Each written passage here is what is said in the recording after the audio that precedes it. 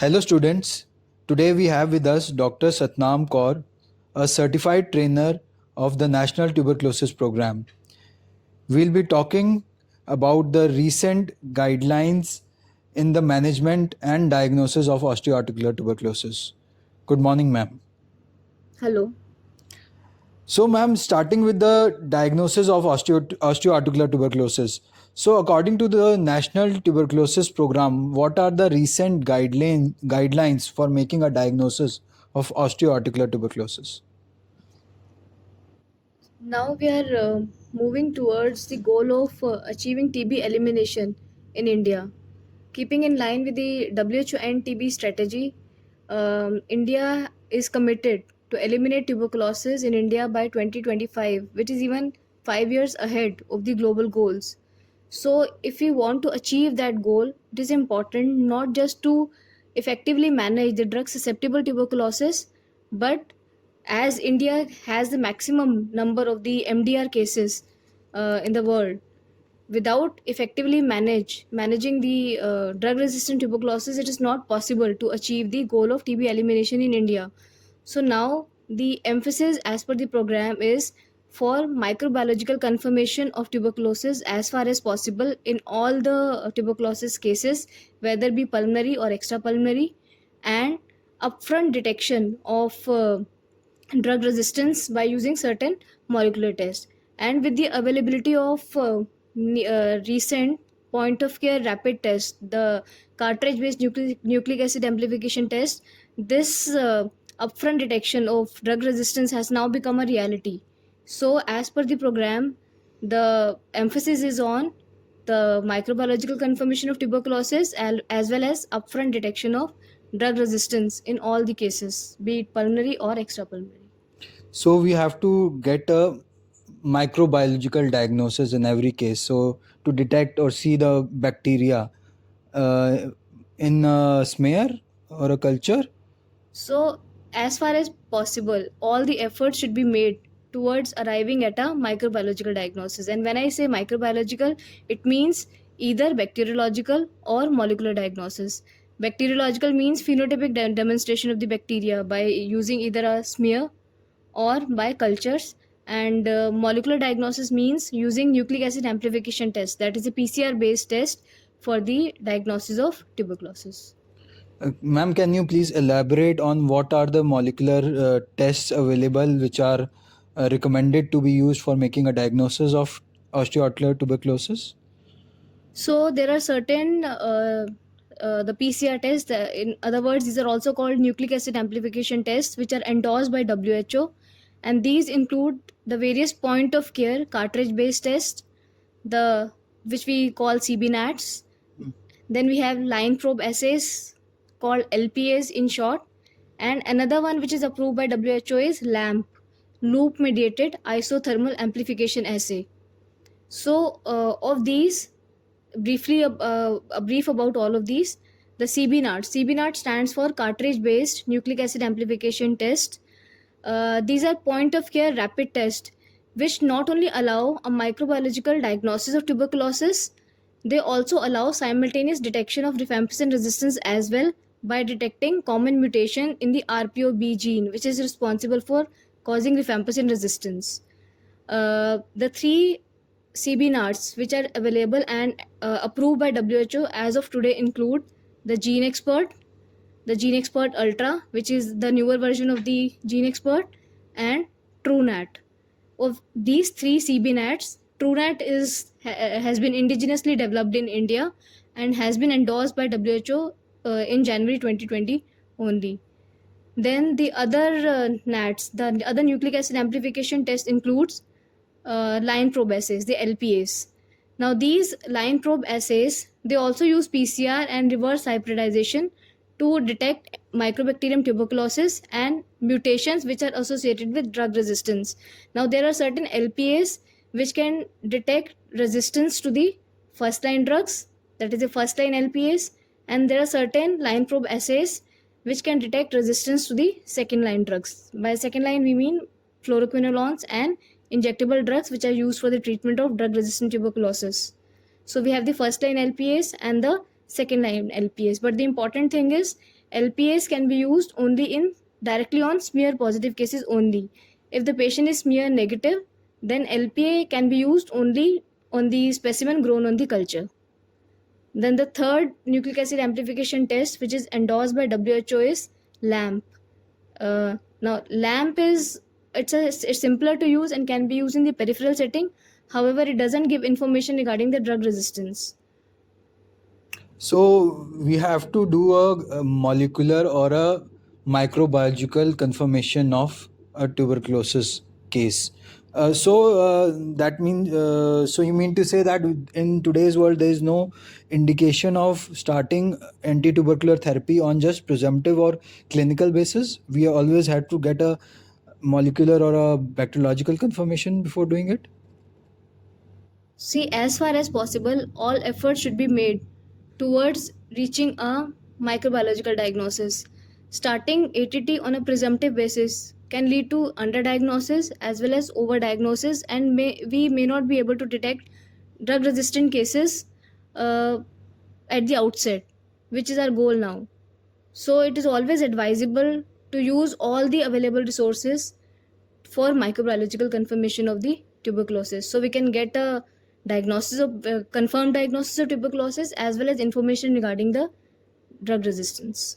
So, as far as I understand, we have to make all efforts to get a molecular or a microbiological diagnosis. So, most of the tests you talked about, I think these are tissue-based tests. These are not serum-based tests. Yeah. Specifically the CB NATs and the other molecular tests we are talking about. These are not serum based tests, but they're not also tissue based tests. They can be used on the aspirates as well. So, as far as osteoarticular tuberculosis is concerned, you can use joint aspirates, you can use pus from the cold abscesses, you can use the sinus curettage sample, and if you're doing joint debridement, a biopsy can be taken from the joints if you're doing any intervention. All of these samples are can be considered as adequate samples. Any of these samples, I'm saying. So, some recently, uh, a Cochrane review was carried out in evaluating the performance of the gene expert in osteoarticular tuberculosis. Basically, this Cochrane review had assessed the performance of expert in extrapulmonary tuberculosis. However, there were 19 studies that evaluated its role in osteoarticular tuberculosis per se. Of these, 12 evaluated the bone and joint fluid, and 7 evaluated the bone and joint tissues. The pooled sensitivity and specificity of the expert, as per this Cochrane review, was found to be 97.2% and 90% for bone and joint fluid, and 94% and 85% for bone and joint tissue if we compare the performance of the expert compared to the culture. So tissue is slightly better sensitive investigation. You mean to say a biopsy would be a slightly sensitive, more sensitive. It was 92% and No, 94%. the sensitivity was 97% with the fluid and 94% with the tissue. So they almost performed equally. They almost performed equally. So, hypothetically speaking, if I have a patient who present to me with hip pain, I'm thinking of making a diagnosis of hip tuberculosis. What all investigations are recommended to be sent in that patients to make or confirm a diagnosis of osteoarticular tuberculosis? See, before jumping onto the investigation, it's more important to take a appropriate history and examine the patient carefully, because that will give you clues to the presence of just osteoarticular tuberculosis or disease elsewhere in the body, and it will also add supportive value in case you don't get microbiological confirmation. So, as far as history is concerned, we need to take a good history of, apart from the other histories which will be taking regarding your diagnosis and other system surveys, the other systems which may be involved with tuberculosis. It is important to take a good history of any contact with a case of tuberculosis.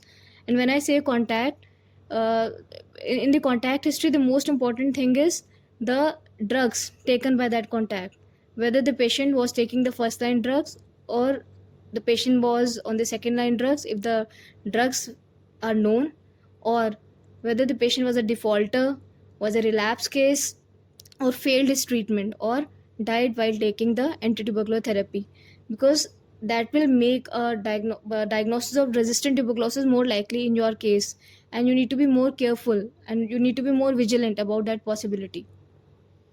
So history is very important, especially the contact history. Yeah. So after the history comes the examination. In the examination, don't just focus on the osteoarticular part. Look for any other evidence of tuberculosis in the body, especially look for the presence of any peripheral lymph nodes, because they also allow you to have a more easily accessible sample, which can be sent for the histopathological as well as for the molecular test. And apart from the lymph nodes, also auscultate the chest, look for any organomegaly, presence of ascites. And after doing the examination, going on to the investigation, always take a chest x-ray in any case of osteoarticular tuberculosis, because if the patient has lesions on the chest x-ray, you can take sputum as a sample for various tests, which may provide you with a easily accessible sample as compared to taking samples from the bones or the joints. Um and it is also very important to do HIV testing in all the cases with tuberculosis, because it has been seen that extrapulmonary tuberculosis is more common in patients with HIV. So it's always do HIV testing in patients with tuberculosis. I think a very good point emphasized by Dr. Satnam is that examine lymph nodes and look for organomegaly, so that if you have another site for getting a sample which is easily accessible, more easily accessible than a bone, then you can take a sample from there. Get a chest x-ray and HIV testing in all your patients in whom TB is suspected. So if there's a lesion on chest x-ray, you can ask for a sputum sample. So very important point. We may, as orthopedic surgeons, sometimes we forget about these points. Ma'am, like I'm taking a biopsy specimen from a hip or any other joint of a patient. Do I have to send all the investigation? What all investigation do you recommend me to send? I have to send a smear, a histopath, a CB nod, a culture, all the things, or any combination of these? When you are taking the sample, and by taking when you're talking about the osteoarticular sample, this is an invasive procedure which you will be doing. So send the sample for histopathological examination, send it for AFB stain, also send the sample for molecular test, that is the CB NART. And if there is affordability and you have the availability, you can send the sample upfront for liquid culture by MGIT. Or in case the affordability is an issue, and as of now you don't have the availability of the test, you can preserve a sample which may be used later if required. MGIT stands for? Mycobacterium growth indicator tubes. It's a liquid culture method for detection of Mycobacterium tuberculosis. So if affordable, it's better to send all the 4 tests. So ma'am, this was all about the diagnosis of... Affordability is only for the MGIT. The rest 3 should be sent for all the cases. I'm again emphasizing, as per the current guidelines, when we are talking about upfront detection of drug resistance, we are talking about detecting drug resistance to rifampicin, because resistance to rifampicin is the one factor which determines the success or failure of the first line regime. So, as per the national guidelines, when we are talking about upfront detection of drug resistance, it is detection of drug resistance against rifampicin. So CB NAT helps us to get a molecular diagnosis, and rifampicin sensitivity or resistance tells us about that only. Coming to ma'am treatment guidelines, so there's lots of confusion about this also. So what is the current guideline for a treatment of osteoarticular tuberculosis? For how long should we give the drugs? What all drugs to be given? Can you just tell us about that? I would say, as far as the drug susceptible tuberculosis is concerned, the guidelines I think are simpler now than they were previously. Previously, we had 3 categories of treatment regime, then we had 2, and now we have just one treatment category, wherein if you're talking about the osteoarticular tuberculosis, the recommendation is to give 12 months of daily anti-tubercular drugs, which includes 2 months of intensive phase, wherein treatment is given with 4 drugs. INH, rifampicin, pyrazinamide, and ethambutol, and 10 months of continuation phase, which includes daily treatment with INH, rifampicin, and ethambutol. The treatment may be extended to a maximum of 18 months on a case-to-case basis, but for most purposes, we can say that the treatment is 2 plus 10 months, 2 months of intensive phase and 10 months of continuation phase. And yes, now the treatment is given daily. The intermittent regimes are no longer recommended as of now. So HRZE for 2 months, then HRE for 10 months. Is there any role of extension of the intensive phase by 1 month, as it used to be if the patient is not responding well? As of now, there is no role of extension of intensive phase for 1 month if your patient is not responding as expected by you. So if the patient is not responding, start thinking of other reasons. Don't just keep on giving the first line drugs. You need to look for why the patient is not responding. So, if do we label him as a drug resistant tuberculosis then, if the patient is not responding? You straight away cannot label a patient a drug resistant case without having a documentation of the drug resistance by either culture or the NATs. So if the patient is not responding, don't straight away jump onto the conclusion of drug resistance. First look for the other causes. At the onset, just first of all review your diagnosis, whether it was tuberculosis to begin with or was it something else. If you are really sure that yes, you were dealing with a tuberculosis case, review the prescription, whether the drugs which were prescribed to the patient, they were given in correct dosages, and then check the compliance of the patient, whether the patient was taking the treatment as recommended or not, because these are more important to assess. Sometimes patient is not compliant with the treatment, or if he is taking the treatment but he is not sure how to take it and he is not taking it as prescribed. So this may lead to non-response. If once you are sure that you are dealing with tuberculosis, patient is compliant and the drug dose is correct, obviously you will start while looking for these causes, you will also start investigating for drug resistance again. So we are talking about drug resistance. So, ma'am, just can you tell us again what are the guidelines for doing a drug sensitivity testing? So, CBNAT is already checking for a rifampicin sensitivity. So, am I doing drug sensitivity in all patients for other drugs also, or only when I'm suspecting a drug resistant case? So we are doing upfront detection of rifampicin resistance in all the cases. Suppose your initial test was the MTB detected and rifampicin sensitive, you will start with the first line drugs. If the initial test itself showed rifampicin resistant, then you will move on to the other limb of the algorithm.